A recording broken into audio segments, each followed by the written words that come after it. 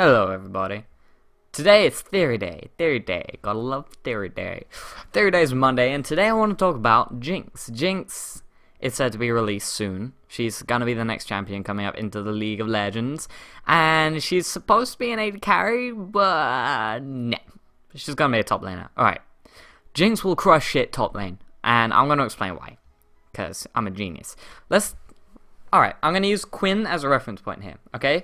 Quinn was supposed to be an AD carry. Now she's primarily played top lane, or at least she's very, very rarely played AD carry, because her late game teamfight thingy, it just sucks balls. It's so bad, because she has to defy pretty much every law of AD carry to do her job, if that makes sense. She has to jump in to jump out, you know? She has to, like, get in close and get in range and use her ulti to, like, do the full potential of her damage, and that is not what an AD character wants to be doing. So people are like, yo, let's take Quinn top lane, and her early game is hyper strong. Her laning phase in top lane is really, really powerful, because she's got that really great burst that she can use with her Harrier passive, as well as her E that like sets her Harrier passive, and she doesn't really need wards with her W, but that's a bit irrelevant. So what can we learn from this? We can learn that AD carries can have very strong top lane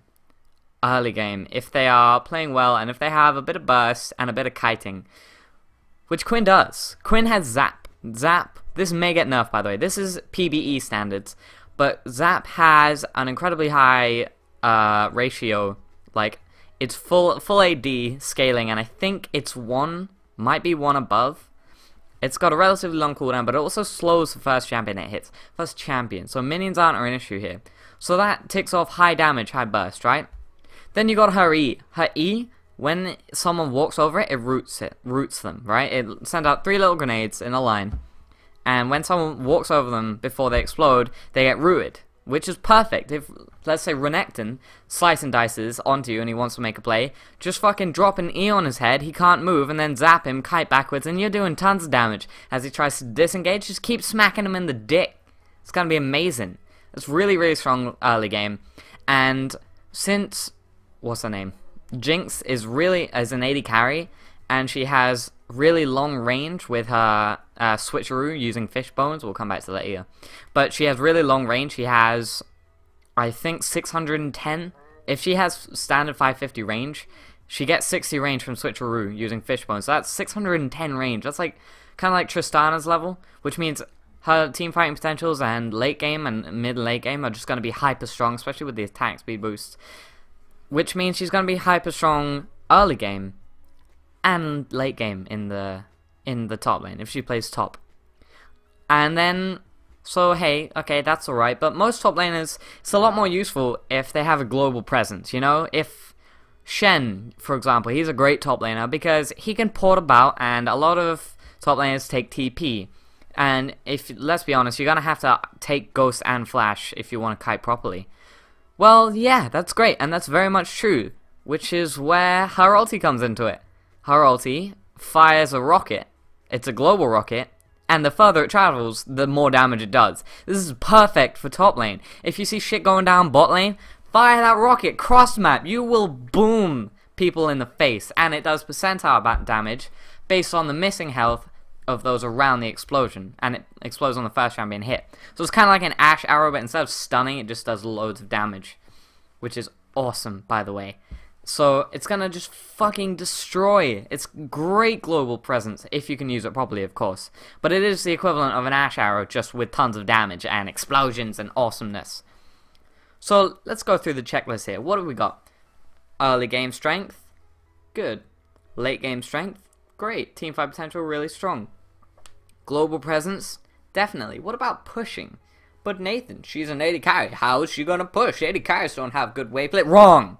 This is fucking Jinx, isn't it? Jinx has beast wave clear, but that's not all. So let's take a look at switcheroo, right? 2 weapons. You got fish bones, which is a rocket launcher, and that gives you extra range. It turns you into Tristana. Essentially, yeah, it turns you into Tristana. And we all know that Tristana has incredibly strong wave clear, because you can just sit there and shred those waves, right?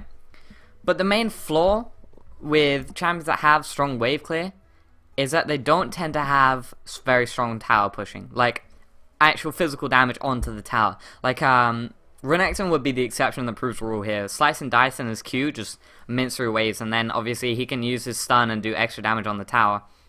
But take a look at Renekton, for example. His W doesn't do all that much damage, so his wave clear isn't amazing, it's mainly single target.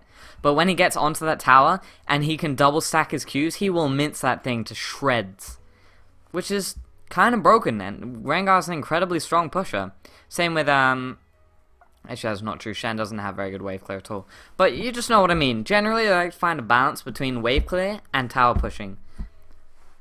But Quinn, wow, did I just say Quinn? No, I don't mean Quinn. Jinx doesn't have that balance. She doesn't give a shit about your towers.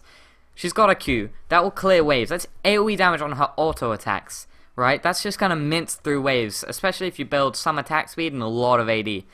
But then you got her other weapon. Her weapon is a minigun. I've forgotten what it's called. But it's a minigun, and every time she attacks, she gains some attack speed. I've forgotten how much it is, but I think when she switches, she gains 50%, and then that goes into her passive stacks. Every time you attacks, you gain some attack speed. Up to 3 times. So 3 stacks of this attack speed.